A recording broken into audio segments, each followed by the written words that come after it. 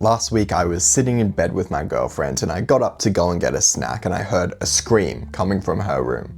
And so I rushed back in and I was like, "Oh, baby, are you okay?" And she's like, "There's a spider on the wall over there. Can you please get it?" And so I was like, "Don't you worry, baby. I'll get that spider for you." And that is when my boots started to tremble a little bit. I was starting to feel that compression in my chest, the sweat dripping down my brow, because I was probably just as scared of spiders as her.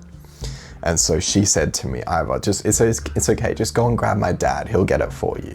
And so I reluctantly went and got her dad. He came in and he walked right up to the spider and he put his finger right next to it and let the spider crawl onto his finger. See, I had these irrational, incorrect beliefs which were stopping me from having confidence to kill the spider.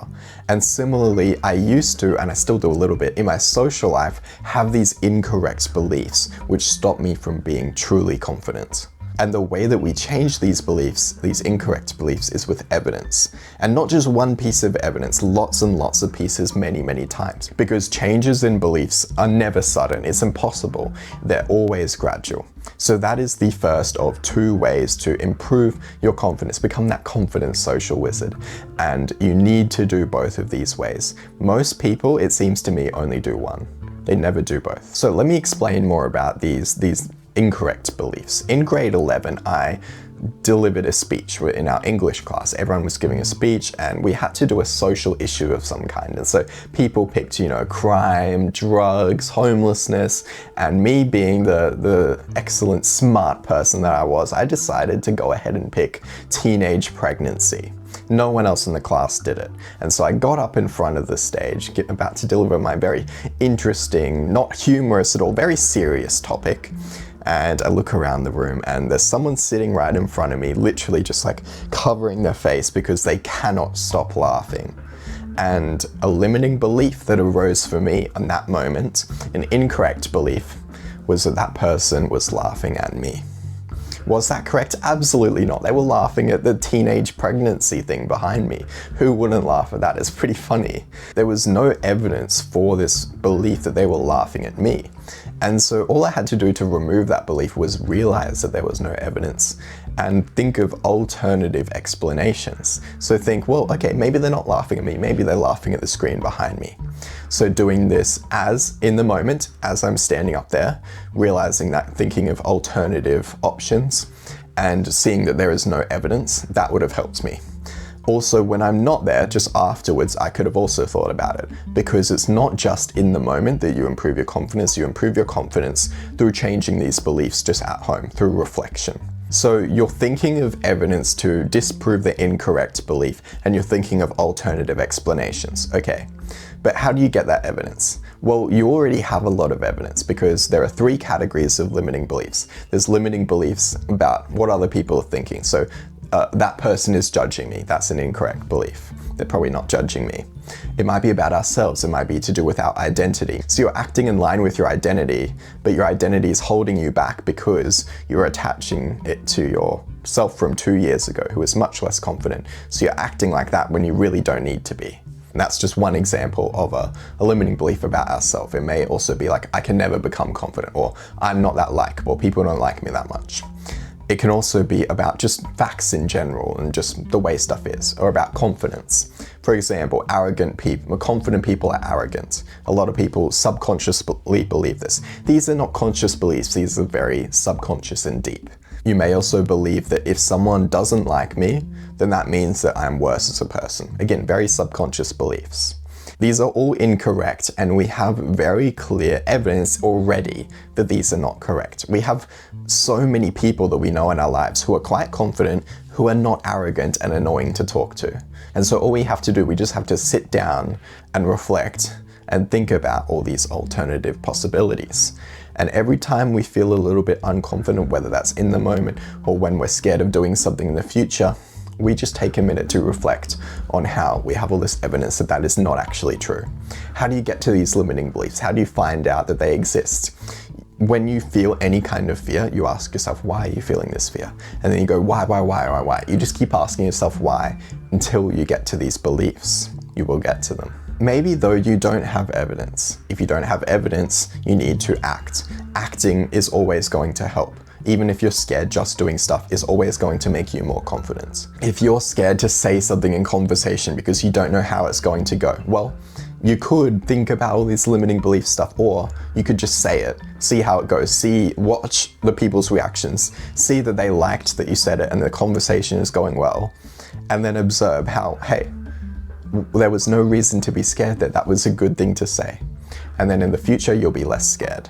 So acting is always going to help. But a lot of people, they act, they do the scary stuff, they do the hard bit, but they don't take a minute to reflect. They don't see and process consciously how, hey, that wasn't so bad, was it? And so they're doing the hard bit, but they're missing the opportunity to improve their confidence faster. So that is the first way to improve your confidence. You collect evidence by acting and by thinking. You realize how the evidence refutes your belief, which is incorrect, which is making you less confident. And then you think of alternative options. You go, hey, maybe they're just judging the screen behind me. They're not judging me. Maybe you see that this spider, it's not venomous. It's not going to hurt me. It's a stupid belief. And over time, if you keep telling yourself that, you'll start to believe it. But don't worry, this won't take too long. If you do something once, that can often improve your confidence if you haven't done it before. So just do scary stuff and you will get better a lot faster. The second way to quickly become that social confident guy is to just let go of thoughts. That sounds really annoying, but what I'm saying here, if you've ever meditated, you know how you're thinking and stuff, and you can resolve the thinking. So let's say you're thinking, oh, I'm thinking too much. The next thing to think is, oh, no, I'm thinking about thinking too much. I just need to let it go. That's a thought. So that's not helping you actually let go of the thought, is it? It's just another thought. And we get this when we get social anxiety too. We think about they're gonna judge me, and then all these other thoughts come up. We get this overthinking going on. Oh no, they're not judging me. Oh yes, they are.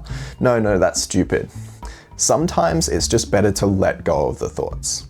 Sure, you can do the first thing. You can quickly tell yourself, no, they're not judging me. But then you just stop. You just stop thinking. No more thoughts whatsoever. You just draw yourself to the present. You focus on your body. You relax, you smile, and then you act straight away. As soon as you can, you do the thing that you're scared to do. If this is maybe earlier in the day and you're going to go to a party later and you're really worried, you're anxious about it, just stop thinking about it and just do something else. Just tear yourself away from the thoughts. Over time, well, first of all, straight away, this is going to make you stop worrying about the thing. And obviously it's going to come up again, and then you just tear yourself away again. Just like if you're scared to go and kill a spider, you could overcome your limiting beliefs. Sure, you should do that. But you can also just let go of the fear, just breathe and just go and touch it, and you'll probably succeed.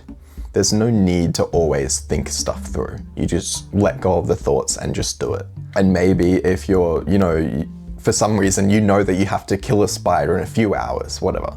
I don't know why you would do that. But you're worrying about how, I'm gonna have to kill the spider. Maybe you could just stop thinking about it and just go, that's not a now problem. I'm just gonna keep doing my work. I'm gonna keep reading this book. That's a later problem. You just stop thinking about it, and that is a very good approach. Not only is that gonna make you less scared in the moment, which genuinely, that is the definition of being less confident, just being less scared in the moment. Over time, you're going to have that fear come up less. The more that you just act and do this stuff, the less scared you are going to be. Even if you don't do the first thing, even if you don't do all the thinking.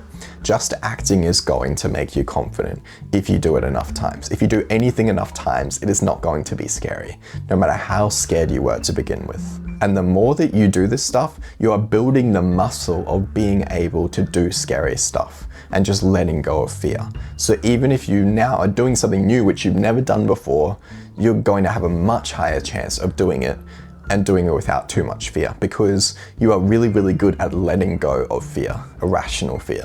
So like I said earlier, people only do one or the other. Some people will do all this thinking, but as I was saying earlier, you could act, but you will get more benefit from it if you act and then later you reflect on that and go, hey, people weren't really judging me, it was fine. Or I don't really care if they are judging me, like who really cares at the end of the day? That doesn't affect my value as a person.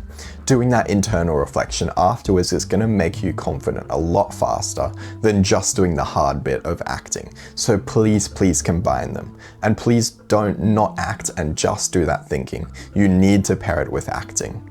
Do those two things and you will become confident very quickly.